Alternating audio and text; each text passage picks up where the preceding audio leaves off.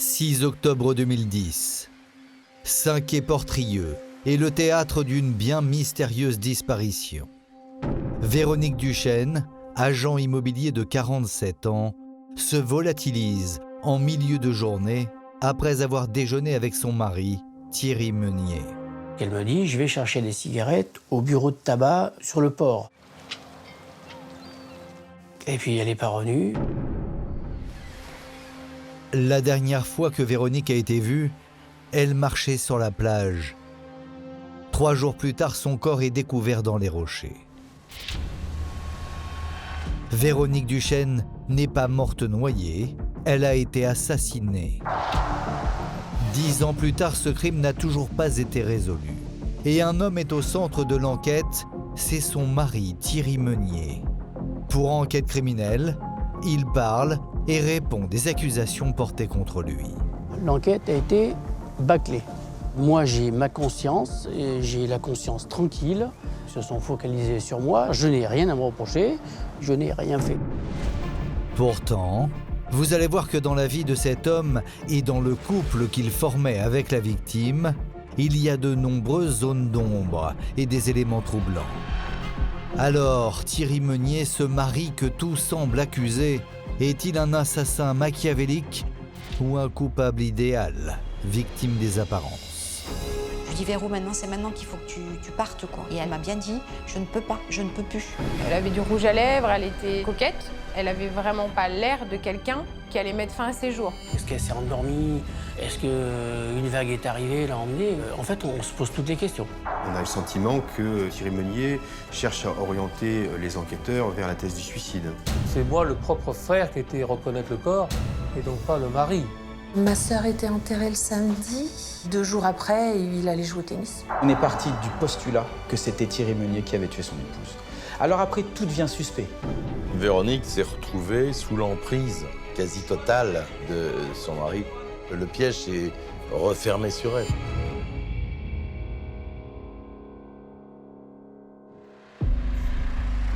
Retour à cette fameuse journée du 6 octobre 2010. Véronique Duchesne a disparu depuis près de 6 heures et ne répond pas au téléphone. Et ce n'est pas normal. En début de soirée, Thierry Meunier prévient son beau-frère Olivier. Mais le mari de Véronique a une attitude étrange. Il ne s'affole pas, bien au contraire. Et cela surprend son beau-frère. Il a insisté auprès de Thierry Meunier pour contacter la gendarmerie, que celui-ci trouvait que c'était prématuré. On était étonnés qu'il ne cherche pas à la retrouver. Nous, on était plus stressés que lui, là. Il disait, si tous les hommes iraient dans les gendarmeries pour déclarer que leur femme n'était pas revenue le soir, les gendarmeries seraient pleines. Ce n'est que le lendemain matin que Thierry Meunier part à la recherche de Véronique Duchesne et refait l'itinéraire qu'elle devait emprunter. J'ai été voir au bureau de tabac où elle a pris les cigarettes. Et c'est là qu'on dit oui, elle est passée. Donc là, j'ai fait le tour de tous les chemins. Et il faudra attendre le jeudi après-midi pour que Thierry Meunier se rende enfin à la gendarmerie. Attendre 24 heures pour signaler la disparition de sa compagne, oui, c'est suspect. Il aurait dû se mobiliser immédiatement et pas attendre que la nuit passe. Ce peu d'empressement à alerter les gendarmes interroge.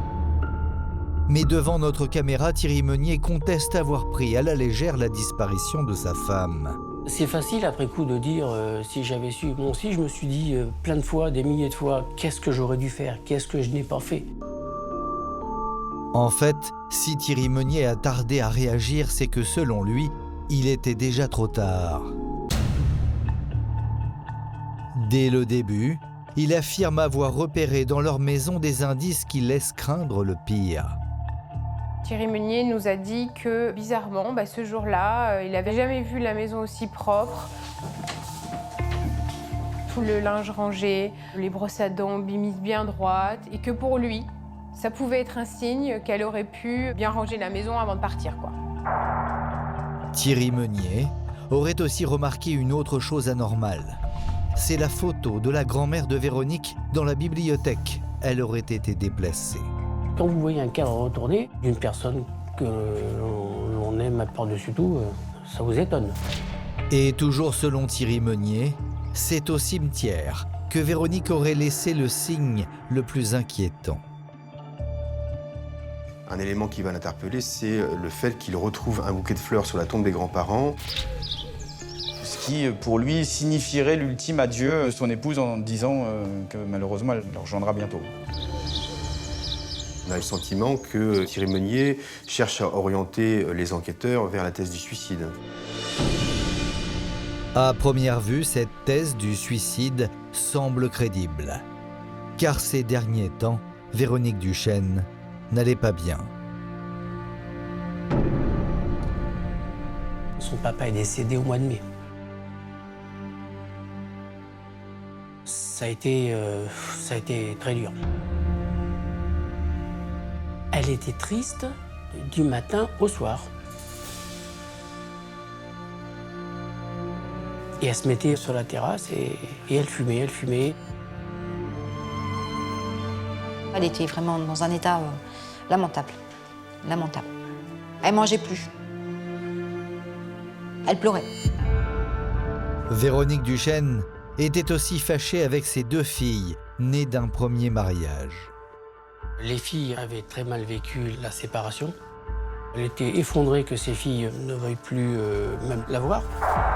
Enfin, Véronique Duchesne venait tout juste de couper les ponts avec sa mère. Ce sont 2 femmes avec des gros caractères. Donc forcément, ça clashait. La veille de la disparition, il y a une dispute qui éclate entre Véronique Duchesne et sa mère et que ça va profondément l'affecter, puisqu'elle ne souhaitait plus avoir de contact avec sa mère dorénavant. Tout indique dans la vie de Véronique Duchesne qu'elle pourrait mettre fin à ses jours.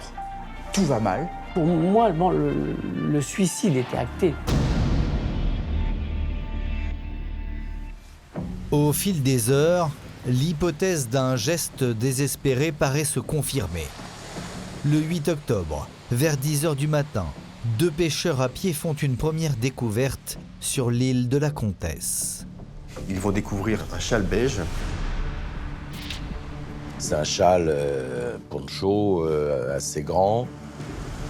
Ils savaient qu'une femme avait disparu et donc ils vont faire le rapprochement, ils ramènent le châle à la gendarmerie. Les gendarmes me l'ont montré, donc j'ai reconnu aussitôt le châle. C'était un vêtement qu'elle portait quotidiennement. Ça me paraît très grave parce que jamais elle n'aurait laissé le châle et puis repartir, je sais pas moi, à pied ailleurs. Hein.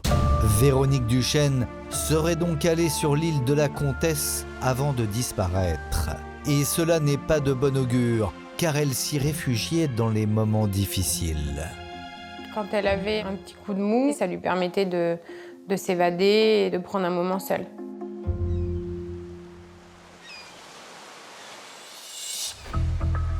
Quelques heures plus tard, c'est au tour du sac à main de la disparue de refaire surface.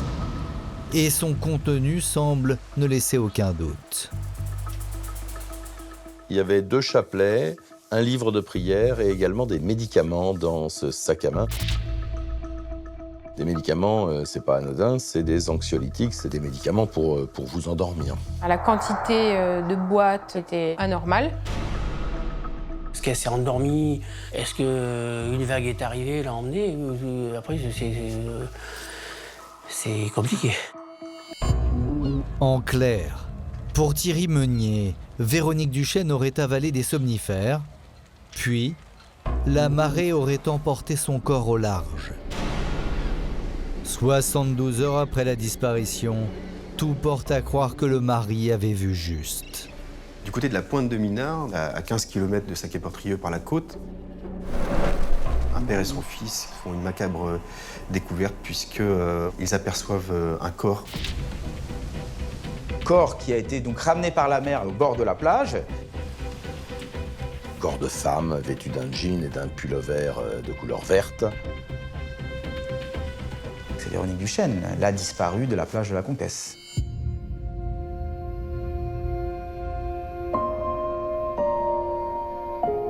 En fait, on ne savait pas où elle était et on la retrouve décédée dans la mer. Donc, waouh! On était effondrés, quoi, évidemment. Ouais. Ouais. Seulement, la thèse du suicide, celle que le mari soutient depuis le début, va bientôt s'effondrer. 3 mois après la mort de Véronique Duchesne, coup de théâtre dans l'enquête. Les gendarmes de la section de recherche de Rennes livrent à la famille une information qui rebat totalement les cartes. C'est l'inspecteur Letty qui est venu ici à la maison un dimanche matin et c'est là qu'il nous a révélé que c'était pas un suicide mais c'était un assassinat. Ah là, c'était le choc, là. On s'est dit, waouh, qu'est-ce qui s'est passé, là, c'était... Et là, waouh, c'est vertigineux, oui. C'est pire qu'un choc, c'est-à-dire que là, vous êtes à plat. Vous étiez parti sur un suicide, on vous annonce ensuite que ça serait un meurtre. Donc là, c'est une horreur. Sur le corps de Véronique, le légiste va révéler des traces qui ne collent pas avec le suicide. Des blessures, à la fois au visage, mais également sur les membres inférieurs et aux avant-bras.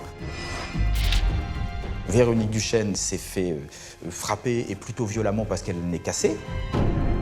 On retrouve du sang sur le châle, ce qui révélerait une lutte dans les rochers. Elle aurait subi des violences au niveau du cou. Elle est morte étouffée, enfin étranglée, avant d'être dans l'eau. C'est un tournant dans l'enquête, puis immédiatement il y a une ouverture d'information judiciaire pour homicide. Véronique Duchesne a donc succombé à une violente agression sans qu'aucune trace de violence sexuelle ne soit constatée. Mais il y a cependant un détail qui chiffonne les enquêteurs. Souvenez-vous, le cadavre de la victime a été retrouvé à la pointe de Minard, un lieu qui se trouve à 15 km de l'île de la Comtesse, là où le châle a été découvert. Et cela pose question. Les enquêteurs vont faire un travail titanesque en reconstituant une dérive de corps en partant de l'île de la Comtesse. Ils ont mis des mannequins à l'eau, à la même heure, avec le même coefficient de marée, le mannequin et le sac à main, après avoir dérivé pendant des heures et des heures, se retrouvent à peu près au même endroit où on a retrouvé à la fois le sac à main et le corps de Véronique. Véronique a donc bien été tuée sur l'île de la Comtesse. Y aurait-elle fait une mauvaise rencontre? C'est la nouvelle piste explorée par les enquêteurs grâce à un témoignage inattendu. En enquêtant près du lieu du crime, les gendarmes vont être abordés par un témoin providentiel. L'homme de nationalité britannique vit dans la région et apparemment, il serait la dernière personne à avoir vu Véronique Duchesne vivante. Il la voit traverser la plage de la Comtesse pour se rendre au bout de l'île de la Comtesse, où il décrit en réalité une femme qui va s'asseoir. Et l'homme de fournir des détails très précis. Et cela intrigue les gendarmes. Ce témoin va troubler les enquêteurs dans la mesure où il n'observe pas pendant quelques secondes, il observe pendant 20 minutes. Et il sait apporter une description qui est quand même assez inhabituelle. L'homme est un amateur de femmes, elle avait une belle prestance, une belle silhouette. Il est fasciné par elle, elle était très attirante. Manifestement, il n'est pas resté insensible à son charme. Mais celui qui semblait être un simple témoin va vite devenir un suspect potentiel. Et voilà pourquoi. Il a tendance à aller au contact des femmes sur la plage, à les traquer même. On a un profil psychologique qui est également inquiétant puisqu'on a quand même un homme qui est particulièrement virulent avec sa compagne, qui se vante d'avoir été violent avec des femmes, qui se vante aussi de toujours être passé à travers les mailles du filet. Comme il est connu pour des violences conjugales, qu'il est un peu à la ramasse dans sa vie, je crois qu'il habite avec sa mère, il n'a pas trop de travail, évidemment, il fait figure de suspect. Alors, ce témoin serait-il l'agresseur de Véronique Duchesne? Il y a cependant un problème, car l'homme a un alibi au moment du crime. Cette personne indique qu'elle est partie se baigner avec sa mère. Et sa mère va dire oui, effectivement, au départ, il est resté sur la plage. Et ensuite, il est venu me rejoindre et on s'est baigné. Sauf qu'on n'a pas de chronologie, on n'a pas d'heure, on ne sait pas quand. Sauf à imaginer que la mère mente pour couvrir son fils, ça semble pas possible. Aller, alors qu'on lui a rien demandé, se présenter à la gendarmerie pour dire qu'il a vu une femme qu'il aurait par la suite tuée, mais il aurait... Bon. Et comme elle n'a pas été agressée sexuellement, les gendarmes ont compris que c'était pas le bon client. Mais les enquêteurs ne sont pas bredouilles, car le témoin leur a livré une information intéressante. Il explique que lorsqu'il s'apprête à quitter la plage avec sa mère, il aperçoit la silhouette d'un homme quitter l'île de la Comtesse aux alentours de 15 heures. Mais qui est cette mystérieuse personne? Un simple promeneur ou l'agresseur de Véronique Duchesne? La thèse de la mauvaise rencontre, Thierry Meunier y croit toujours dur comme fer. Et selon lui, cela ne fait aucun doute, sa femme connaissait son assassin. C'est peut-être son passé. Est-ce qu'elle a retrouvé un ex-copain? Moi, je reste intimement persuadé que c'est une mauvaise rencontre d'une ex-connaissance. Il est vrai qu'à Saint-Quay-Portrieux, l'enfant du pays connaissait tout le monde. Et selon son entourage, elle était très appréciée. Elle avait un tas de copains, elle sortait, elle était surtout entourée de garçons. Elle aimait avoir du monde autour d'elle. C'était une fille qui rassemblait. Elle était attachante. On pouvait compter sur elle. Les enquêteurs s'interrogent sur la question de savoir si elle entretenait une liaison avec un homme, mais ça, les investigations téléphoniques, même auprès des proches, ne donneront rien. C'est quelqu'un qui menait une vie propre. On n'a pas trouvé d'ennemis ou de gens qui lui en voulaient au point de la tuer. Sauf qu'à y regarder de plus près, les gendarmes vont réaliser qu'ils ont sous les yeux un autre suspect. Et cela depuis le début, Thierry Meunier, le mari. Souvenez-vous, il met beaucoup de temps à signaler la disparition. Il oriente l'enquête vers la piste du suicide avant de soutenir la mauvaise rencontre, quitte à laisser entendre que sa femme lui était infidèle. Mais vous allez voir qu'il y a plus accablant. Et pour cela, il faut se plonger dans la vie du couple, une vie qui, ces derniers mois, avait tourné au cauchemar. Dès lors, Thierry Meunier avait-il de bonnes raisons de vouloir supprimer sa femme? À 450 km de Saint-Quay-Portrieux, Poitiers. Lorsque Véronique rencontre Thierry au milieu des années 2000, elle sort d'un divorce douloureux. On s'est rencontrés dans une boîte de nuit, le jour de son anniversaire. Ils ont emménagé rapidement ensemble. J'ai trouvé qu'ils allaient hyper vite dans leur relation. Ma maman était dans une phase qui n'était pas évidente. C'était une maman toute seule avec ses filles. Financièrement, on ne roulait pas sur l'or. Elle a dû voir en Thierry Meunier un espoir de reconstruire une vie. Ils se sont rencontrés fin 2004 et ils se sont mariés en octobre 2005. C'est-à-dire même pas un an après. On a tous été très surpris. À l'époque, Véronique Duchesne est une modeste secrétaire à la mairie de Poitiers. À ses côtés, Thierry Meunier va lui promettre une vie de rêve. Il se disait marchand de biens, ce qui était marrant parce qu'il ne le portait pas sur lui. Ah, il roulait pas trop carrosse à l'époque. Je me rappelle, il avait une vieille voiture et tout, là. Au gré de leurs discussions, se sont échafaudés des plans en se disant « Allons-y, lançons-nous dans les affaires ». Seulement, Véronique n'a aucune expérience dans l'immobilier. C'est pourtant elle qui prend tous les risques. Il va très vite lui faire cesser son activité professionnelle, lui faire vendre sa maison pour faire des investissements immobiliers.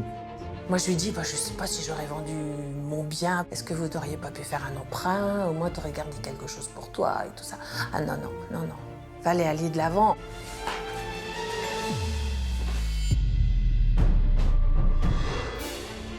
Pour les proches de Véronique, cet empressement cache forcément quelque chose.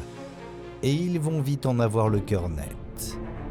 Elle va dire oui à tous ses caprices, sur le plan professionnel notamment, puisque lui, il a une interdiction de gérer depuis les années 90. Il se servait d'elle comme prête-nom. Elle était là pour signer les achats et tout ça, donc il avait besoin d'elle. C'était lui qui gérait tout. Il courait partout dans tous les sens. Elle était plutôt tranquille à rester chez elle, à gérer sur son ordinateur, faire les contrats de location, tout ça. Mais les sous, quand on parlait d'argent, c'était lui. Ils achetaient, ils rénovaient souvent pour revendre, pour se faire du cash facilement. C'était des logements, mais plus qu'insalubres. Rien à faire du bien-être des locataires, quoi. Le couple affiche une réussite insolente. Les affaires marchent et Thierry Meunier veut que cela se sache. Donc on a acheté un premier immeuble où on avait une douzaine d'appartements. Et on en a financé 1, 2, 3, 4, 5 et on est arrivé rapidement à 80 et quelques appartements. Et en 5 ans, on s'est fait un beau patrimoine. Ouais, il faisait voir comme quoi il réussissait dans les affaires et tout. Il sortait des billets, ça, puis il faisait voir qu'il était riche. Puis il était tout le temps bien habillé et tout. C'est quelqu'un qui aimait se faire de l'argent. Il le montrait surtout dans les voitures. Je me souviens d'un gros 4x4, d'un décapotable aussi Mercedes. C'était pas non plus des voitures très chères. C'était de l'occasion, quoi, mais c'était tout dans l'apparence, en fait. Il aimait exposer son caddie de golf comme un trophée. C'était « j'ai réussi, je vais me détendre ». C'est quelqu'un qui vit à travers le regard des autres, pour qui les signes extérieurs de réussite sont importants. Les proches de Véronique Duchesne, eux, n'en croient pas leurs yeux. Il y a eu un bateau. Et là, d'où ça sort? C'était un petit yacht, quoi, qui avait une très grande salle à manger, cuisine, salon, tout dans le même... ce grand cockpit, quoi. Hein, le truc... donc sur le rooftop, il y avait les grandes banquettes pour bronzer, comme on voit presque au large de Saint-Trope. Ben oui, c'était la belle vie. Quand vous gagnez 150 à 200 000 euros par an, on avait une belle maison, on vivait bien, on recevait des amis. Ils ont fait des soirées, des grosses soirées chez eux. Tout le monde mangeait, dansait en même temps. Enfin, c'était très animé, quoi. Il y avait peut-être 50 personnes, là, c'est qu'ils arrosaient tout le monde. Elle adorait recevoir Véro. Aveuglée par le train de vie que lui offre son mari, Véronique ne réalise absolument pas que la situation lui échappe. Elle a pris goût à cette vie. Elle me disait, moi je fais plus les courses. Je sais plus combien coûtent les choses. C'est quelqu'un pour qui Véronique avait beaucoup d'admiration. Elle lui mettait un petit peu des paillettes dans les yeux. Hein. Véronique l'ignore, mais le bonheur sera de courte durée. L'empire bâti par Thierry Meunier va s'écrouler comme un château de cartes. À la fin de l'année 2008, rien ne va plus. Thierry Meunier et Véronique Duchesne ont fait un nouvel investissement qui s'avère catastrophique. Les 2 bars qu'ils ont achetés dans le centre historique de Poitiers font les gros titres de la presse locale. Des employés, brutalement mis à la porte, ont tagué les vitrines et vandalisé les véhicules du couple. Il y avait eu quand même une manifestation parce que les salariés n'étaient plus payés, hein, enfin, que Thierry n'avait pas payé. C'était grave, hein. C'est dû à une mauvaise gestion et à une forme de légèreté dans la façon de tenir ses affaires. Se lancer dans la restauration, c'est un peu ambitieux et ni l'un ni l'autre n'avait le niveau pour le faire. On a eu du retard dans les charges, on a eu du retard dans plein de choses. Et on a commencé à vendre l'immobilier, notamment 2 immeubles qui nous rapportaient beaucoup d'argent. Et quand vous vendez les biens qui vous rapportent le plus, on avait moins de revenus. Ça a été la descente aux enfers. En quelques mois, le couple est ruiné. Le montant de la dette est colossal. La dette se chiffrerait à plus d'1 million d'euros.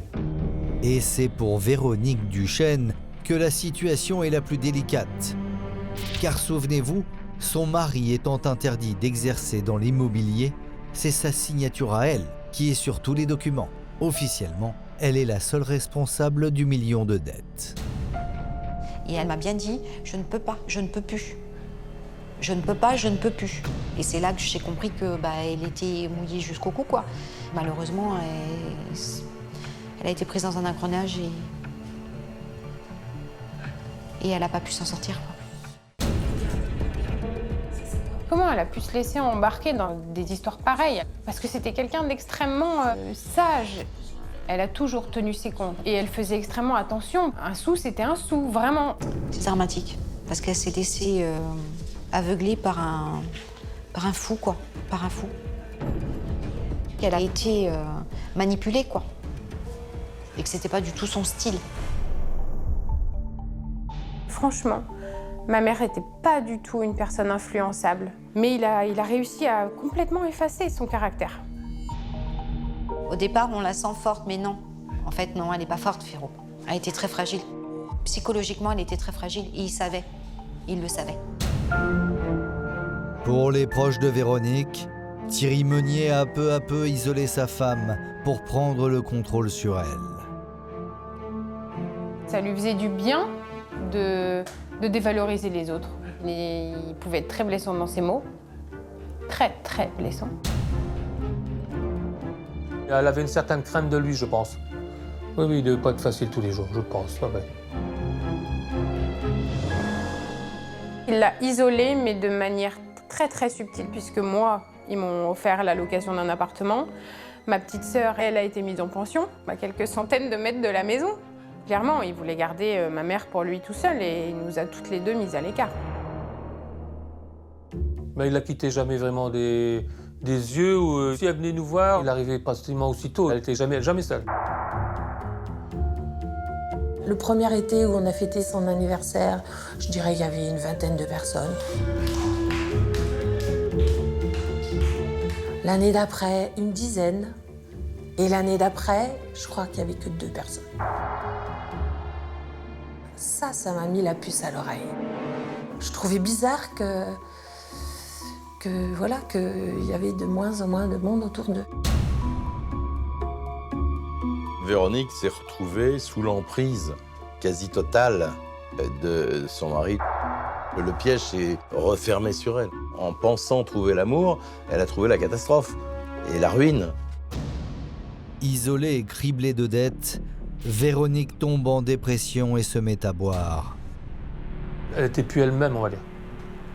On l'avait vue un soir, ça trinquait beaucoup plus que d'habitude. Et on s'est dit, oh là, il y a quelque chose, c'est pas normal. Si elle se noie son chagrin comme ça, c'était pas son style.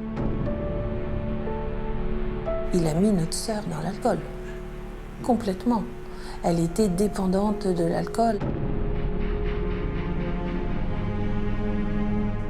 La dernière fois que je l'ai eue au téléphone, elle n'était pas bien du tout, quoi. Et je lui dis, Véro, c'est maintenant qu'il faut que tu partes, quoi. Il faut que tu laisses tout ça. Mais si Véronique décide de quitter Poitiers, c'est avec Thierry Meunier qu'elle se réfugie à Saint-Quay-Portrieux, là où réside sa famille. Elle se dit, on va essayer de se reconstruire à Saint-Quay. Elle est encore persuadée à ce moment-là que Thierry Meunier peut changer. Elle s'en remet à nouveau à son mari, qui prend la gérance de cette agence immobilière JLG. Mais l'expérience tourne court. Thierry Meunier est rattrapé par ses vieux démons. Une plainte a été déposée contre eux et une enquête ouverte à Saint-Brieuc au titre d'abus de confiance, d'escroquerie. Le couple aurait détourné le fichier client de cette agence immobilière. Pour faire un peu d'argent, alors on a fait une opération, on va dire, il n'y a pas d'autre terme, c'est-à-dire qu'on l'a fait au black. Donc le vendeur nous a payé une commission comme ça. Quand JLG l'a appris, ça leur a pas vraiment plu. Et puis surtout, sous couvert de homestaging pour vendre une maison, ils habitent dans une maison qui est à vendre. Il l'a reconnu. Donc oui, on a vécu dans cette maison parce qu'on n'avait pas d'autres endroits pour vivre. J'ai pris de 8 mois avec sursis. Mais bon, je l'assume aussi.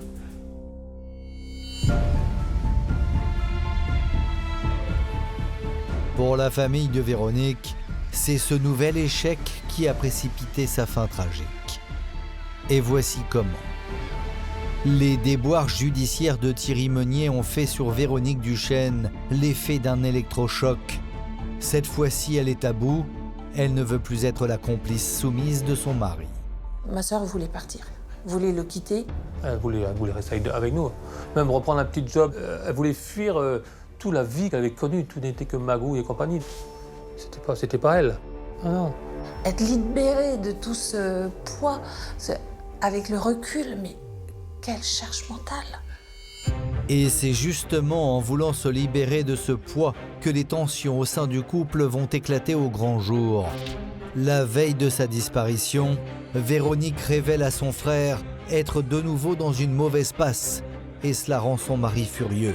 Elle avait des consignes très strictes. Il ne fallait pas dire qu'ils avaient été licenciés, il ne fallait pas dire qu'il y avait une plainte déposée contre eux, il fallait rien dire.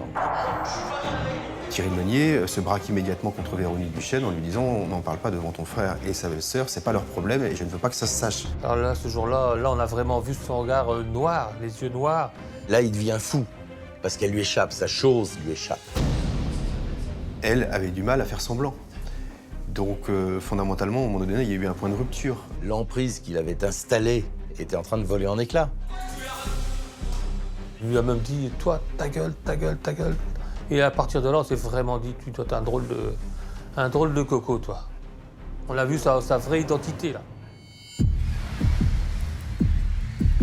C'est au lendemain de cette violente dispute que Véronique Duchesne va être tuée.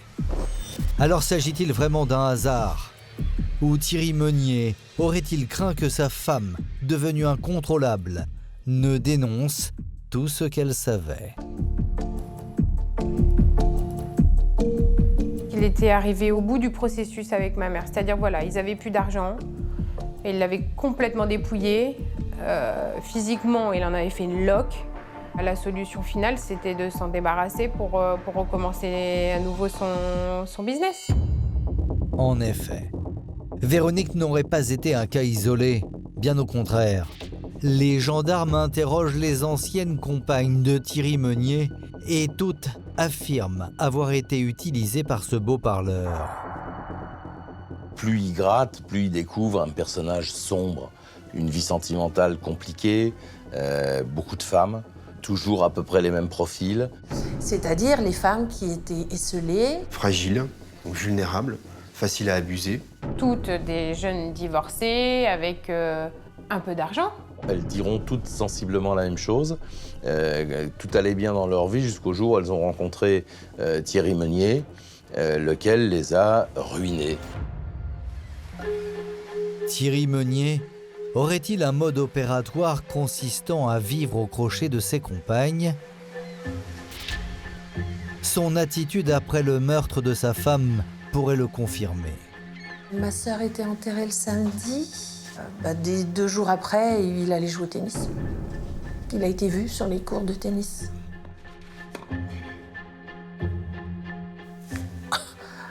Les bras nous en sont tombés, quoi. C'est incroyable. Comment on explique que 15 jours après, je le retrouve au marché en chemise à fleurs, en sifflotant? S'il avait eu vraiment toute cette tristesse qu'il criait, qu'il montrait à tout le monde, on aurait pu imaginer quelqu'un qui serait resté enfermé à la maison pendant au moins 2-3 semaines ou 1 mois, je sais pas. Non, lui, il a repris sa vie comme si de rien n'était quasiment dès le lendemain. C'était fou. Et ce n'est pas tout. 1 mois seulement après la disparition de Véronique Duchesne, Thierry Meunier a rencontré une autre femme. On est tombé carrément comme ça chez lui un soir, où c'est que d'habitude, il y avait toutes les photos de ma sœur qui étaient à l'intérieur de cette maison. Et là, on arrive, et là, on voit une nouvelle personne. Et les photos des gamins de cette personne. Et il nous l'a présentée comme première fois, elle s'appelait aussi Véronique. Et il se permettait de l'appeler aussi Véro. Il va entamer une relation sentimentale, ce qui est pour le moins curieux et soupçonneux, quoi.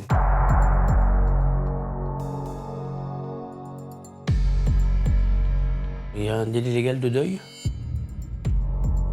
Cette personne m'a été présentée par un couple d'amis qui lui ont dit « on vient manger ce soir chez toi, est-ce qu'on peut venir avec une amie ?» Je lui ai dit « écoute, oui ». Puis voilà. Et je sais que ça m'a été reproché. Mais les gendarmes découvrent que la nouvelle compagne de Thierry Meunier a le même profil que Véronique Duchesne. Cette femme est en instance de divorce et elle est sur le point d'empocher une somme importante pour lui, puisqu'il s'agit de 300 000 €. Ils sont partis au Sénégal, ils ont monté des restaurants au Sénégal. Ils ont monté 2 restaurants au Sénégal. Qui ont connu succès, semblerait, pendant un moment et qui sont partis en déconfiture. L'histoire semble se répéter pour Thierry Meunier et cela ne plaide pas en sa faveur. D'autant qu'un autre élément va renforcer les soupçons pesant sur lui. Ce sont ces fameux somnifères retrouvés dans le sac de Véronique Duchesne. À première vue, les médicaments laissaient penser à un suicide, sauf que les experts sont intrigués par la dose ingérée. On retrouve une forte densité d'anxiolytiques. Mais quand je dis une forte densité, c'est pas une densité ni létale, ni assommoir. Elle était assez intelligente pour prendre la dose nécessaire pour en finir. Que là, c'était pas assez, quoi. C'est ça qui est bizarre. Mais il y a plus troublant. Le jour de sa mort, Véronique Duchesne n'avait aucune raison de prendre des somnifères. Cette femme devait sortir. Elle avait des projets dans l'après-midi, donc on ne comprend pas pourquoi elle aurait, de son propre chef, absorbé autant de médicaments.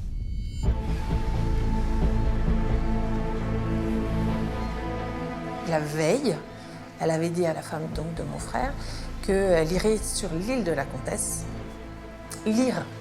Et elle avait également dit que comme c'était la grande marée, elle irait pêcher à pied.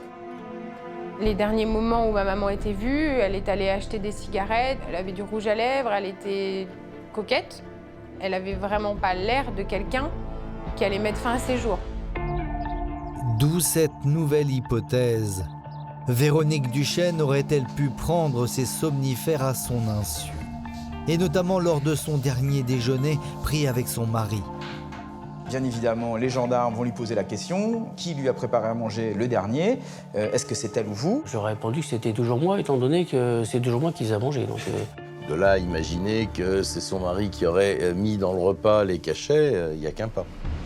Alors, Thierry Meunier, qui avait facilement accès aux médicaments de sa femme, aurait-il pu la droguer en vue de l'assassiner? À partir du moment où on découvre qu'elle a été presque endormie avant d'être assassinée, évidemment, le mari est dans la ligne de mire. Mais voilà, aucun élément matériel ne permet d'impliquer Thierry Meunier dans le meurtre de sa femme. Pour clore leur enquête, les gendarmes doivent obtenir des aveux et pour tenter de confondre le mari, ils n'ont pas encore abattu toutes leurs cartes.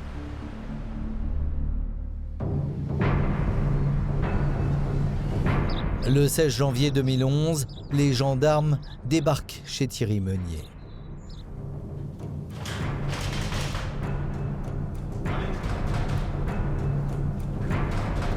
j'ouvre la porte et là, je vois 15 gendarmes.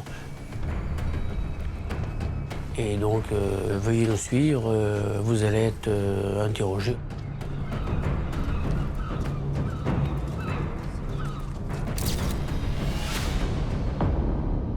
On fait une garde à vue plutôt musclée quand même. Et là, ils vont mettre le paquet, ils vont jouer le tout pour le tout. Des questions. Alors, qu'est-ce que vous avez fait à 9h15, à 10h moins le quart? Moi, je leur dis, mais comment je m'en souviens, moi? Les gendarmes savent que le mari n'a pas tout dit sur son emploi du temps le jour du meurtre. L'analyse de sa téléphonie révèle qu'il se trouvait près de l'île de la Comtesse au moment où sa femme a été tuée. Il cherche à joindre Véronique à 2 reprises, à 15h07 et 15h10. Ces 2 appels vont déclencher le relais du sémaphore qui couvre la plage et l'île de la Comtesse. Or, 15h, c'est l'heure du crime. Et qui est présent? Le mari.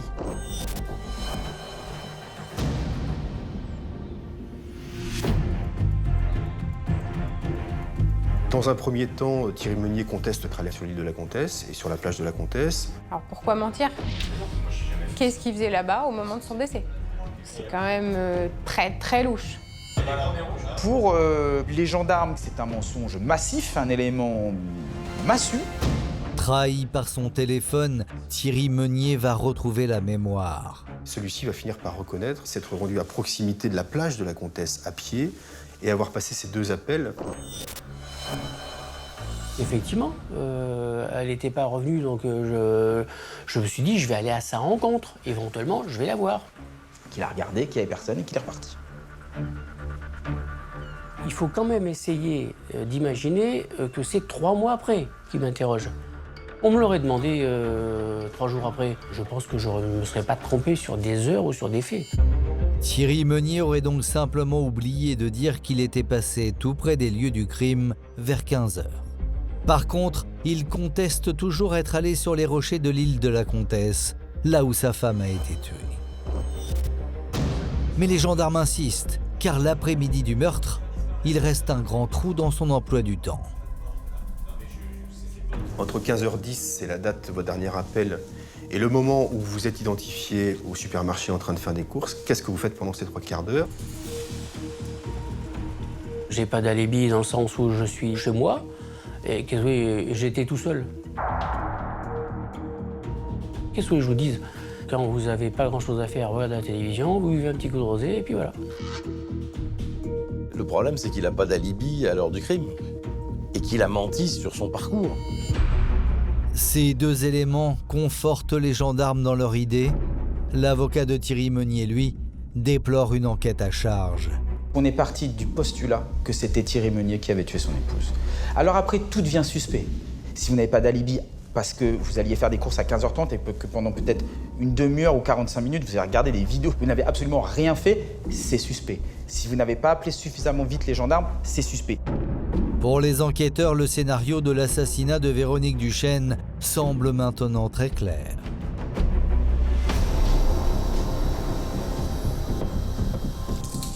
Thierry Meunier, pendant le déjeuner, met des cachets broyés dans le repas de son épouse. Sachant qu'elle irait lire donc, sur le fameux rocher de la Comtesse, il arrive sur le rocher de la Comtesse, donc il est à peu près 15h, et là ça colle avec sa téléphonie.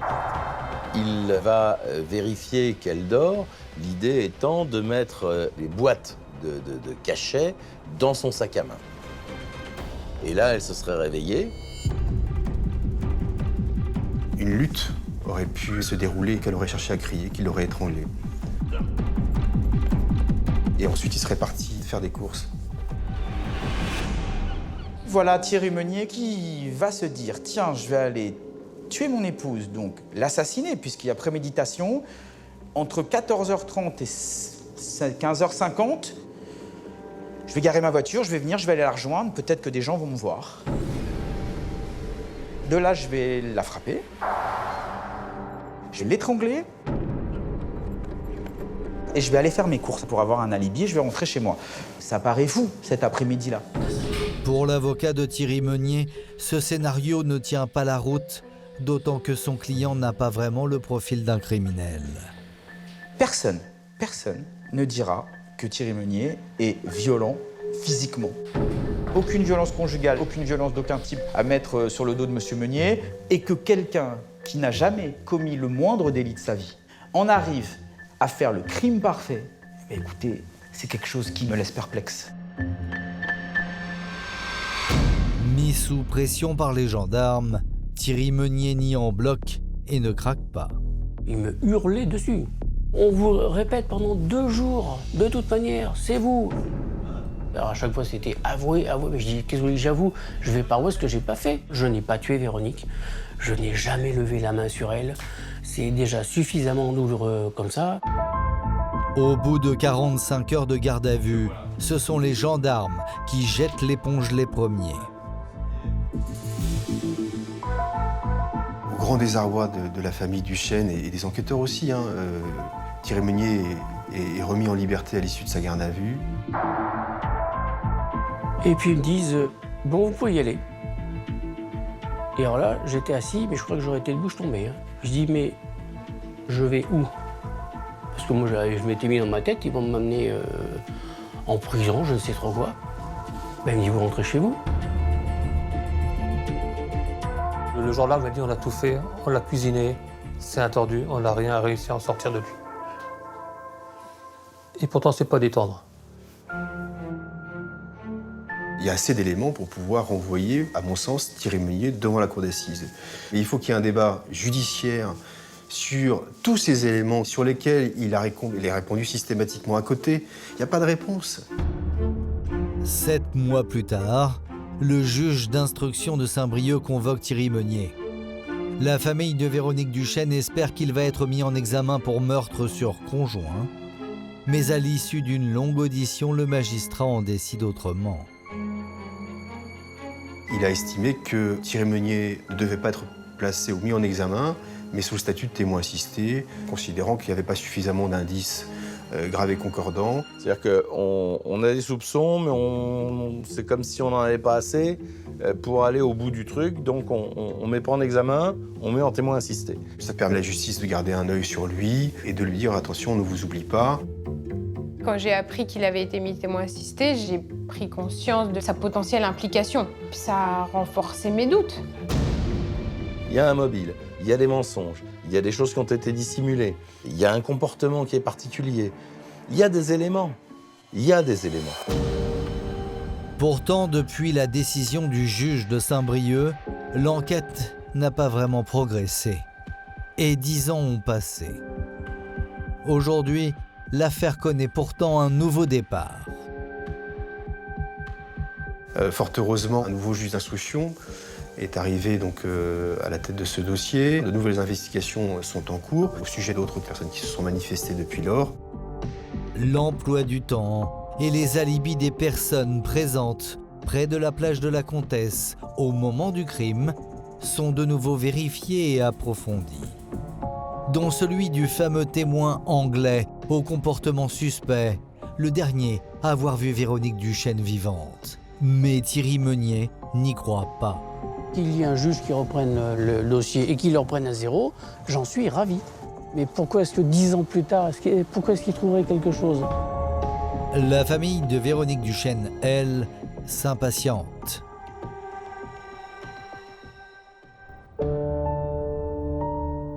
Il est temps que ça bouge, vraiment. Et arrêtez de nous laisser dans l'attente, parce que c'est très difficile à vivre pour nous, sa famille et ses amis. Surtout que toute l'affaire, c'est qu'il y a une multitude d'éléments qui convergent vers la même personne. Vraiment, enfin... Pardon. Thierry Meunier attend de savoir s'il sera poursuivi pour l'assassinat de sa femme. Moi, je suis à la disposition entière de la justice, il n'y a aucun problème. Et s'il faut les expliquer dans les assises, eh bien j'irai. Il n'y a aucun souci là-dessus. Je n'ai aucune crainte. Aucune crainte. Sincèrement, je ne peux pas en avoir.